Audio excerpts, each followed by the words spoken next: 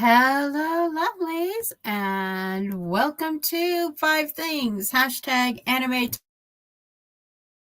taught me about writing emotion action description. Now, we've all seen the anime with the little chibi and they're freaking out completely, or they're just... So we all know what that is. But looking at the way anime deals with these things versus the way that, say, other writing deals with them. Like Mr. Darcy, very completely stoic in his relationships to everything without really an explanation. You get into these things when you're writing emotional descriptions where it's either too over the top, too immature, too this, too that. And it's where do you go? And the truth is it lies within your genre. How far do you push the emotional envelope? Where do you push the emotional envelope? How does it go? And what exactly are you expected to do with all of this? So I am just going to do 5 things anime taught me about writing emotional descriptions. Is number 1, there is no such thing as too much or too little. Now remember that, because we're going to come back to that with number 5 and say exactly the opposite. By too much or too little, I mean in the internal dialogue. Now, can you have a character that goes out, takes a crowbar, smashes her boyfriend's windshield, attacks him with a baseball bat? Yeah, you can do that. Can you have a character that is just like, nope, nope, nope, and nopes out of the whole thing, and then you end up with the miscommunication trope? Yeah, you can do that too. There are so many different things you can do to deal with this. But the thing is in order to have that emotional level to make the characters believable, to make them not believable, you have to set up the background work of having this. Is this character an emotional character? Do they have an arc that allows them to completely shut down emotionally or completely explode emotionally? Is there an explanation for them going completely over the top or completely Ice Cube? And that is one thing that you have to build. That is one thing that anime is not afraid to adjust. They are not afraid to address characters who are willing to shut down emotionally when it's too painful, or when they're just willing to lose their poop, for lack of a better word, to address other things. A perfect example of this, and I'm going to go old school, Serena from Sailor Moon. Serena from Sailor Moon, she could lose it with the best of them, but she could shut down and focus and be right there in the heat of battle, right there when everything is falling apart, to go, I have it within me to do what I need to do. Inuyasha is another character. He's old, he's growly, he is that junkyard dog that doesn't want any pets, but he wants that bacon treat. He wants that belly rub because he's a good boy. But don't tell him that. So, number 1, there's no such thing as too much or too little emotional. Just be sure you have the background. Number 2 is be sure to use all the senses when you are expressing an emotional reaction to something. It could be a touch. It could be a smell. It is more than just sight. Now, in anime, depends on which anime you're using. It will be a sight, it will be a smell, it will be a texture, it will be a memory. A lot of times when we are writing books, we tend to just write the memory trigger or the verbal or the encounter trigger. We don't write all of the triggers. And that is one thing that is like very different between like cartoon animations and like anime animations. Like if you're looking at animations, Anastasia, when she looks at the music box, it triggers a memory. And so there's, I can't think of her name. I need more coffee today. Niskoya in Valley of the Wild, when she touches the tree bark. That's a texture trigger. Pocahontas, when the wind blows through her hair and she closes her eyes to feel that trigger. That is a touch trigger. So you can use more than one sense to trigger an emotional reaction. Let's see. Number 3 ties into this. Overlapping senses. Using one sense can trigger a response, but having this flash of senses where all of a sudden all of the senses are triggered at once is a very good thing. And I will go back and I will use one of my favorite of all time animes, Cinderella Chef, where you're inhaling from the food as you're tasting it, and you're getting taste, and you're getting it, and you're getting the taste, and it's just this overwhelming sensation that all of the senses at once trigger this transcendental reaction where literally people are taking a bite, and as they're chewing the bite, they are transported to somewhere else. This is an emotion, and they're just like staring at it afterwards like, what just happened to me, and what kind of mushrooms did you put in my ramen?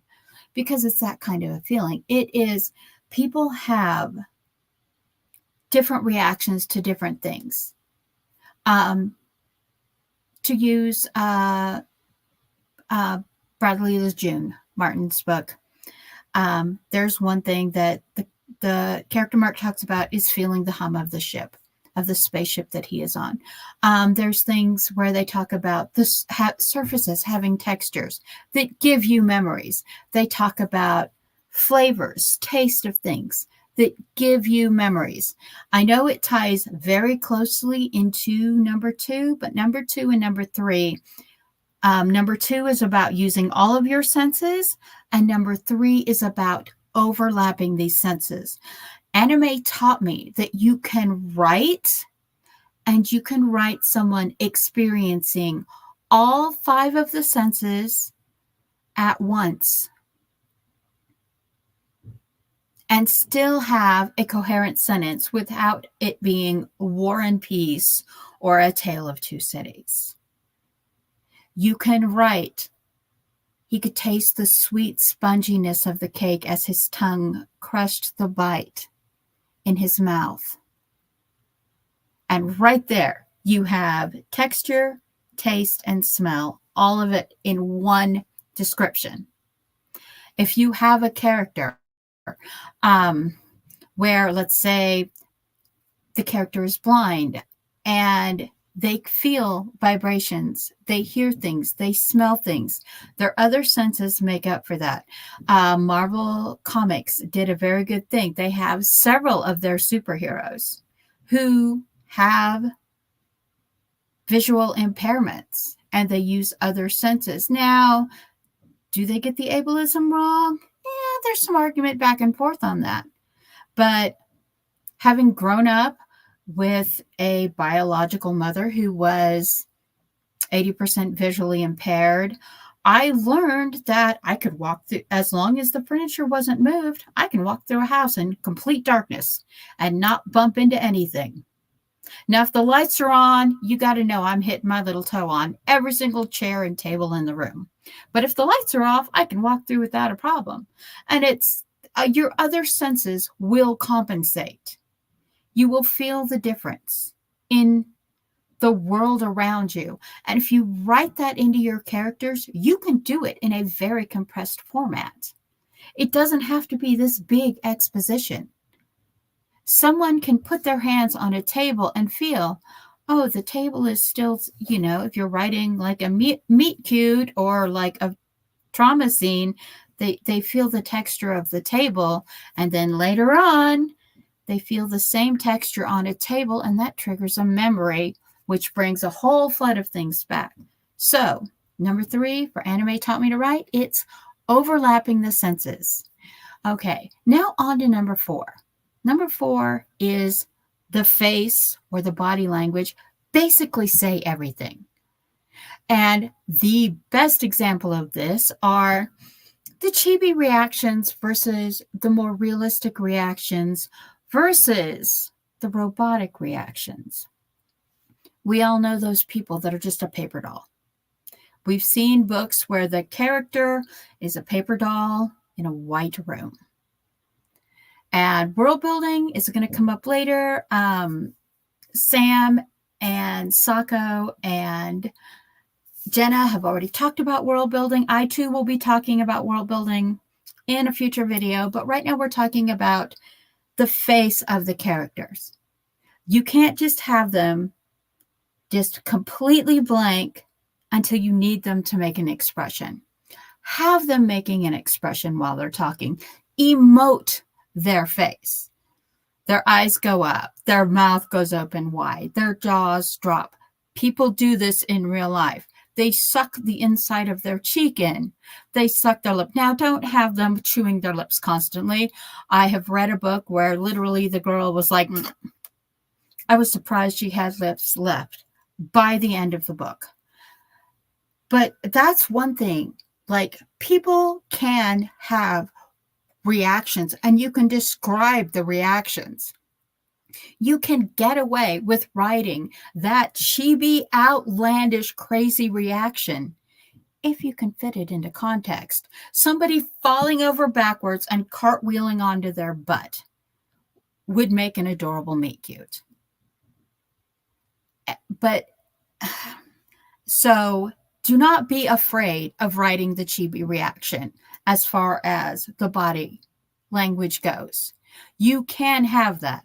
A character that face plants while ice skating, or that's clinging onto the side of the ice rink and just trying to work their way around while everyone else is skating at breakneck, gonna kill themselves speed. That's a real thing that happens. That turns into a real reaction. And you end up with, you can really, really work in the chibi reactions versus the realistic reactions. And then you have these robotic reactions. And a lot of times the people with the robotic reactions are people that in anime, they tend to be people who do not have, either are completely shut down for some trauma reason, or entities hiding as people that don't have the life experience to know how to react or interact in certain situations. And that is one thing that you really, for the ones with the robotic reactions, you need that backstory. The best example of this I can think of is Violet Evergarden. She is the best one for the robotic reactions. If you want to see an anime that is really good about people that blends the chibi reaction and the realistic reaction, Restaurante Paradiso. It's one of those more kind of like slice of life kind of animes, Girl goes to find her mother who is remarried. The mother has not told her newer husband that she had a daughter, and now like a decade has passed, and the girl's like going to Paris to see her mom again to find out what's going on. So Restaurante Paradiso, definitely, it's like a K-drama in an anime, and I really enjoyed it. If you like the more chibi reactions, if you're just looking for that for an idea, Alchemist Diaries is hysterical. Cinderella Chef is hysterical for some of the chibi reactions. Yu-Gi-Oh! Believe it or not a Yu-Gi-Oh! Fan. Don't watch much of it. 2 episodes ever. But yeah. Pikachu and the Pokemon series, the Pokemon and Ash Ketchum are real good with the chibi reactions, but you can do those. And now that brings us back to number 5, which is the very last one. And we go all the way back to number 1, where I said there's no such thing as too much. Now number 5 is there is such a thing as too much. Limit the outlandishness. Limit the overstimulation. You don't want your reader to get chibi fatigue. You don't want them to get robot fatigue and see that you have paper doll syndrome. Can you overstimulate them? Yes. If it's too cold, there's too many people having the it's too hot reaction, it's too cold reaction, too much pain. The Last Airbender is a very good example of this. The Two in Love one is all of the girl drama ones where I don't get them. I don't get those at all. I understand that those were made for teenage boys, but all the and the hard eyes and stuff. Yeah, no. Two in Love is like that. And so you have to be sure to limit the outlandish list. You can go all the way to that outer limit. You can go all the way to the chibi outlands. You can go to the robotic, overpained, soul suffering person. Just don't stay there for very long. Don't overdo it. You can go there. Just don't stay there for too long. My Happy Marriage. Oh, that one will rip out your heart, chew on it, stuff it back in your chest. But there's a lot of people love it, and then there are people who hate it because they just felt like it stayed in that place of trauma for too long.